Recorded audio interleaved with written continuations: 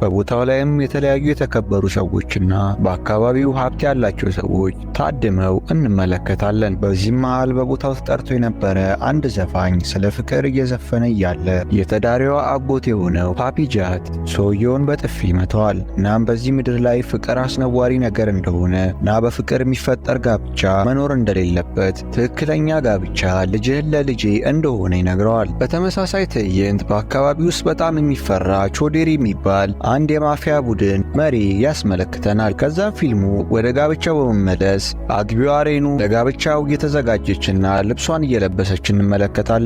በዚህም ሰዓት ልጁ የምታገባው ቾዴሪ ወደ ሬኑ ጋር በመምጣት ከማግባቷ በፊት ወደ እሷ ጋር ይቀርባል። እሷም ስለፈራችው እያለቀሰች ከሱ ላይ ምርቃቷን ትቀበላለች። ይህም ሆኖ የጋብቻው ሰዓት ደርሶ የሬኑ ባለቤት ወደ ቦታው ይመጣል። እናም በህንድ ባህል ስነ ስርዓት መሰረት ጋብቻውን የሚያጸኑት ቄስ ተቀምጠው ሬኑን መጠበቅ ይጀምራሉ። ነገር ግን ሬኑ ማንም ሳያት ከምትወደው ፍቅረኛዋ ጋር ተያይዛ ከቦታው ትጠፋለች። ይህም ነገር ቾዴሪ ጆሮ ይደርሳል። እናም በፍጥነት ሬኑን ለመፈለግ ጀሌዎቹን በመሰብሰብ ወደ ባቡር ጣቢያ ያመራል። ነገር ግን ሬኑና ፍቅረኛዋ ቀድማ አምልጠው ስለነበረ በቦታው አልነበሩም። በዚህም የተናደደው ቾዴሪ የሬኑን ፍቅረኛ አባት በማገት የት እንዳሉ እንዲናገር ይጠይቀዋል። ነገር ግን እሱም ምንም የሚያውቀው ነገር እንደሌለ በተረዳ ሰዓት አባትየውን ይለቀዋል። ከዛም ጓደኞቹንም ማፈላለግ ይጀምራል። በዚህም ሰዓት የሬኑ ፍቅረኛ የሬኪሽን ጓደኞች ማፈላለግ ይጀምራል። ከዛም ሁለቱን ጓደኞቹን አግኝቶ ሬኑና ሬኪሽ የት እንዳሉ እንዲናገሩ መደብደብ ይጀምራል። ነገር ግን እነሱም የሚያውቁት ነገር እንደሌለ ግን ከነሱ የበለጠ የሚቀርበው ባብሉ የሚባል ጓደኛ እንዳለውና እሱ ሊያቅ እንደሚችል ይነግሩታል።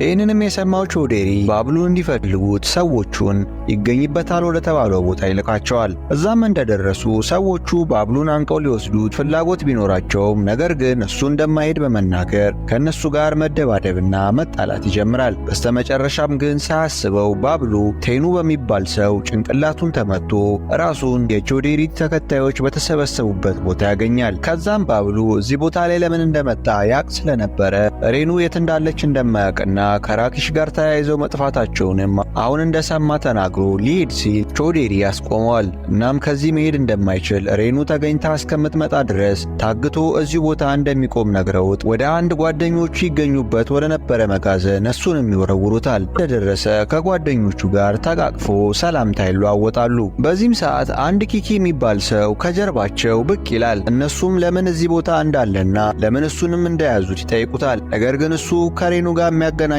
ነገር እንደሌለ ቱሪስት እንደሆነና መንገድ ሲጠይቃቸው አፍነው ወደዚህ እንዳመጡት ይነግራቸዋል። ከዛም ባብሉ ለኪኪና ለጓደኞቹ አንድ የማምለጫ ዕቅድ እንዳለው ይነግራቸዋል። እናም ኪኪና ጓደኞቹ ባብሉን ጨምሮ በጠዋት በመነሳት ከቦታው ለማምለጥ ይሞክራሉ። ነገር ግን ባብሉ ከዚህ በፊት ጭንቅላቱን መጥቶት የነበረውን ቲሙ በተመለከተ ሰዓት እሱን መጥቶ እና ጉዳት አድርሶበት ለማምለጥ ይወስናል። እናም እየመታው ባለበት ሰዓት የቾዴሪ አሽከሮች ተኝተውበት ከነበረ ቦታ ይነቃሉ።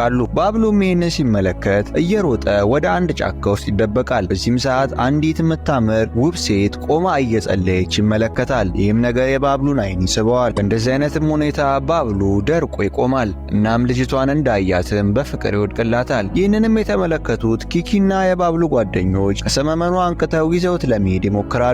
ይሁን እንጂ በቦታው የቾዴሪ አሽከሮች ደርሰው እንዳይሄዱ ይከቧቸዋል። እናም መልሰው አፍነው ወደ ቾዴሪ ቤት ይዘዋቸው ይመለሳሉ። እናም ባብሉ ሊያመልጥ እንደነበረ የሰማው ቾዴሪ በንዴት ጠባቂዎቹን በጥፊ ይመታቸዋል። እናም ከዚህ በኋላ እነ ባብሉን ከዚህ ቦታ ማምለጥ እንደማይችሉና ሐሳብ እንዳይኖራቸው ይነግራቸዋል። ይሁን እንጂ ቾዴሪ ይህንን ቢልም ባብሉም ቢሆን ልጅቷን ካያት ጊዜ ጀምሮ የማምለጥ ሐሳብ እንደሌለው ይናገራል። ይህንም ነገር ለጓደኞቹ ይነግራቸዋል። ነገር ግን ጓደኞቹ በዚህ ነገር እንደማይስማሙና ከዚህ ገሃነም ከመሰለ ቦታ ማምለጥ እንዳለባቸው እየነገሩት ፊልሙ ያስመለክተናል። ከዛም ባብሉ ለጓደኞቹ እንደሚያመልጡ ነገር ግን ከማምለጣቸው በፊት በዛ ጫካ ውስጥ ስትጸልይ ያያትን ሴት ማግኘት እንዳለበትና እሷን ይዞ እንደሚያመልጥ ይነግራቸዋል። በተመሳሳይ ትዕይንት በጫካ ውስጥ ስትጸልይ የነበረችው ሴት ዲምፒ መሆኗን ፊልሙ ያስመለክተናል። እናም ዲምፒ የቾዴሪ ልጅ ስትሆን የሬኑ ታናሽ ነበረች። እናም ሬኑ ከጠፋች በኋላ ዲምፒ ከቤት እንዳትወጣ ስትከለከልና ብዙ ቁጥጥር ሲደረግባት ፊልሙ ያስመለክተናል። ስለዚህም ጉዳይ አባቷን ለማናገር ከጓደኞቹ ጋር ተሰብስቦበት ወደ ነበረው ቦታ ታመራለች። ዲምፒ ወደ ኮሌጅ ሄዳ መማር የምትፈልግ ሴት ስትሆን ነገር ግን አባቷ ለእንደዚህ አይነት ነገር ፍቃድ የሚሰጣት ሰው አልነበረም። ከዛም ዲምፒ አሁን ላይ ችግር የሆነባት ከቤት መውጣት ስለነበረ አባቷ ብዙ ሰዎች እየተቆጣጠሯት እንደሆነና ከቤት መውጣት እንደምትፈልግ ትነግረዋለች። አባቷም ይህንን ከሰማ በኋላ በዲምፒ ስለሚተማመን ለመውጣት እንዳያሳስባት ይነግራታል። በዚህም ሰዓት ዲምፒ ኮሌጅ ሄዳ መማር እንደምትፈልግ ትናገራለች። ነገር ግን ይህ ነገር አባቷን ሁሌ ያስከፋው ስለነበረ አባቷ ኮሌጅ ሄዳ መማር እንደማትችልና ሴት ልጅ ይህንን ነገር ማድረግ አስፈላጊ እንዳልሆነ ነግሮ ከቦታው እንድትሄድ ያረጋታል። ይህንንም ሰምታ ወደ መኝታ ቤቷ ያመራችው ዲምፒ በነገሩ በጣም እየተናደደችና አባቷ ኮሌጅ እንድትሄድ ስላልፈቀደላት መጨች። ለጓደኛዋ ሻሉ ስትነግራት እንመለከታለን። እናም ዲምፒ ሃይስኩልን ጨርሳ ኮሌጅ እስከምትሄድ ድረስ ከማንም ሰው ፍቅር እንዲይዛት እንደማትፈልግና ዓላማዋን ማሳካት እንዳለባት ለጓደኛዋ ስትነግራት እንመለከታለን። ይህንንም ካረገችና ወደ ኮሌጅ የምትገባ ከሆነ አባቷ አስገድዶ መዳር እንደማይችልና ከዚህ ቦታ ርቃ የራሷን ሕይወት መመስረት እንደምትችል ስትናገር እንመለከታለን። እናም አሁን ላይ ቁጥጥር የበዛባትም በሬኑ ምክንያት እንደሆነና እሷ ከጠፋች ጊዜ ጀምሮ አባቷ ሐሳቡን በተደጋጋሚ እየለወጠባት እንዳለ ለጓደኛዋ ለሻሉ ትነግራታለች። በዚህም ሰዓት ሻሉ ምናልባት ታግተው ያሉት ሰዎች የሬኑን መኖሪያ እንደሚያውቁና እነሱ ያለችበትን ከነገሯት ሬኑ ወደዚህ መጣ የእሷ ሕይወት ሊስተካከል እንደሚችል ትነግራታለች። በዚህም ሐሳብ የተስማማቸው ዲምፒም ታገቱትን እነ ባብሉን ለመጠየቅና የሬኑን አድራሻ ለማወቅ ወደ መጋዘኑ ስታመራ እንመለከታለን።